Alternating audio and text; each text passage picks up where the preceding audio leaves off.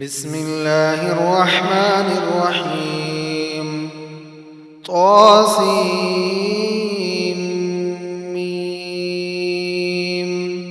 تلك آيات الكتاب المبين نتلو عليك من نبأ موسى وفرعون بالحق لقوم يؤمنون إن فرعون علا في الأرض وجعل أهلها شيعا يستضعف طائفة منهم يذبح أبناءهم ويستحيي نساءهم إنه كان من المفسدين ونريد أن نمن على الذين استضعفوا في الأرض ونجعلهم أئمة ونجعلهم الوارثين ونمكن لهم في الأرض ونري فرعون وهامان وجنودهما منهم ما كانوا يحذرون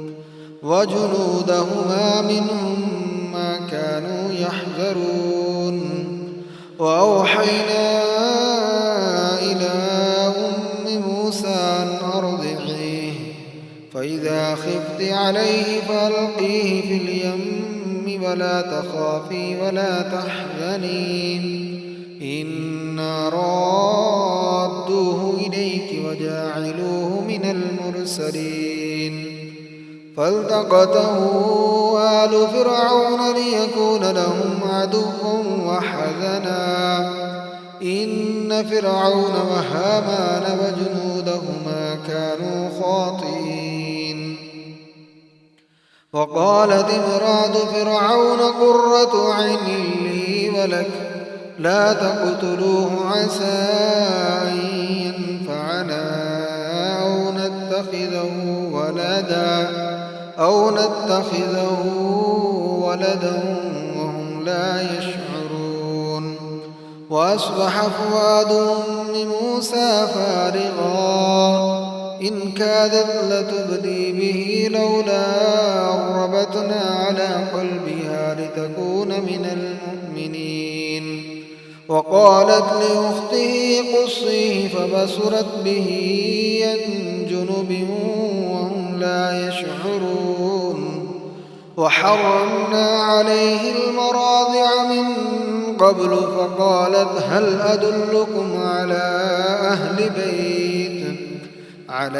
أهل بيت يكفلونه لكم وهم له ناصحون فرددناه إلى أمه كي تقر عينها ولا تحزن ولتعلم أن وعد الله حق ولكن أكثرهم لا يعلمون ولما بلغ أشده واستوى آتيناه حكما وعلما وكذلك نجزي المحسنين ودخل المدينة على حين غفلة من أهلها فوجد فيها رجلين يقتتلان هذا من شيعته وهذا من عدوه فاستغاثه الذي من شيعته على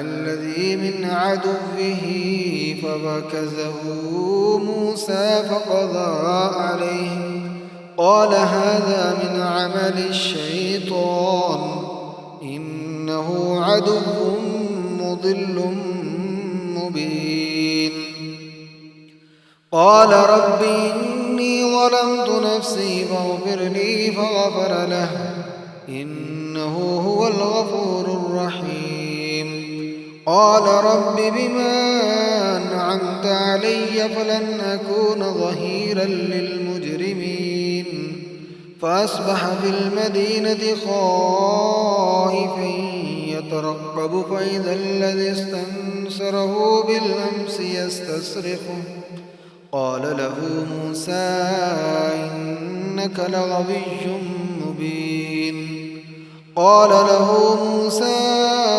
إنك لغوي مبين فلما أن أراد أن يبطش بالذي هو عدو لهما قال يا موسى تريد أن تقتلني كما قتلت نفسا بالأمس إن تريد إلا أن تكون جبارا في الأرض وما تريد أن تكون من المصلحين. وجاء رجل من أقصى المدينة يسعى قال يا موسى إن الملأ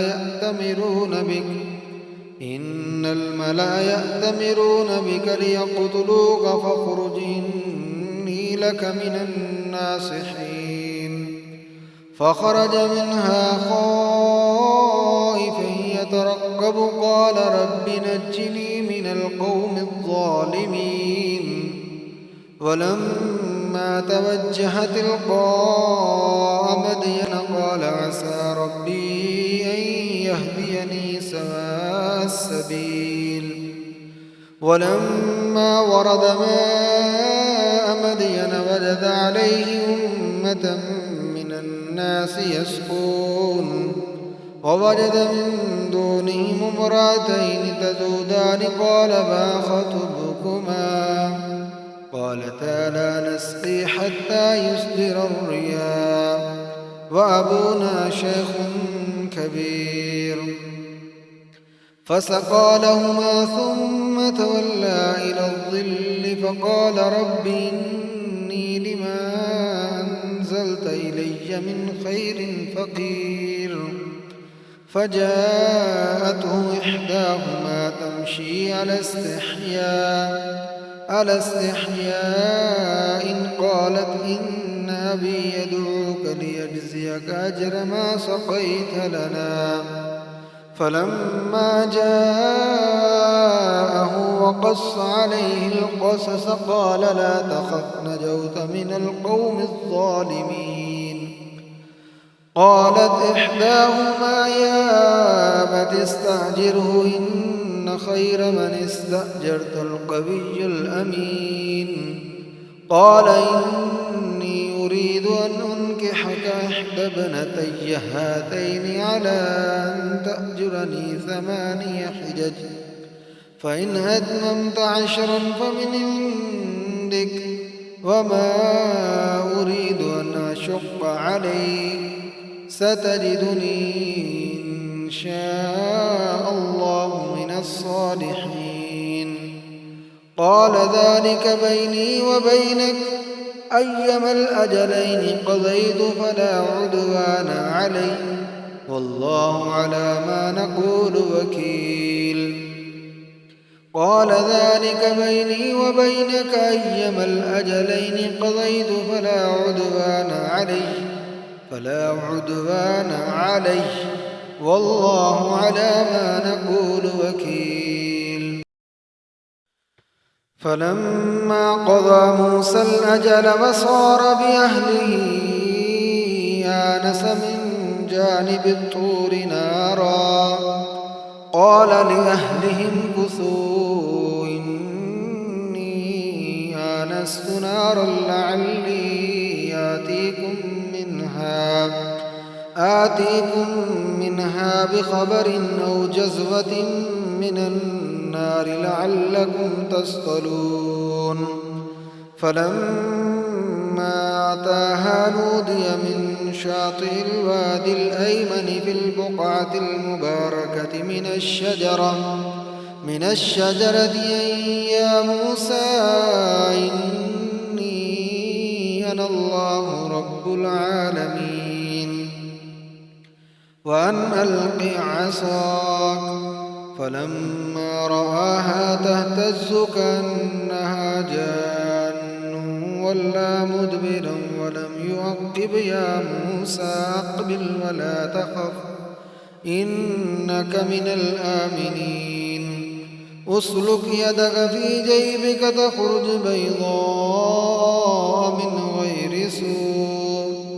من غير سوء واضمم إليك جناحك من الرهب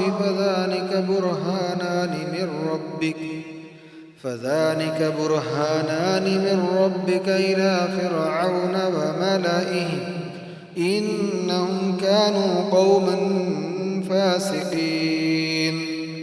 قال رب إني قتلت منهم نفسا فأخاف أن يقتلون وأخي هارون هو أفصح مني لسانا فأرسله معي ردا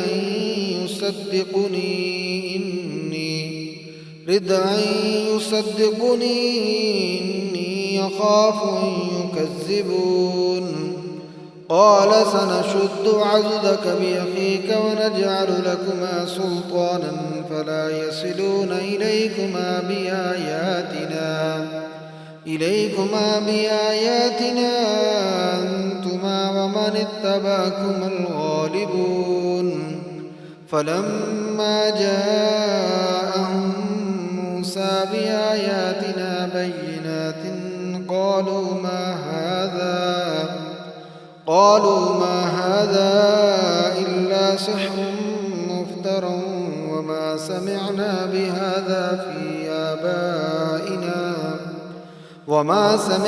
بهذا في آبائنا الأولين.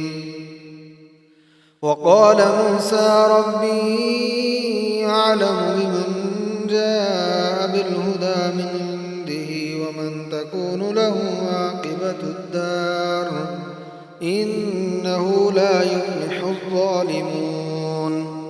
وقال فرعون يا أيها الملأ ما علمت لكم من إله غيري فأوقد لي يا هامان على الطين فاجعل لي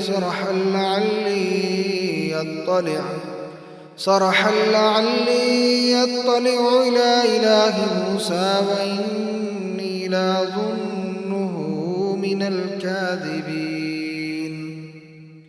واستكبر هو وجنوده في الأرض بغير الحق وظنوا أنهم إلينا لا يرجعون فأخذناه وجنوده فنبذناهم في اليم فانظر كيف كان عاقبة الظالمين.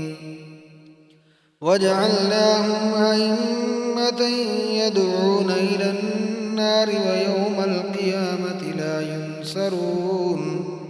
وأتبعناهم في هذه الدنيا لعنة ويوم القيامة هم من المقبوحين.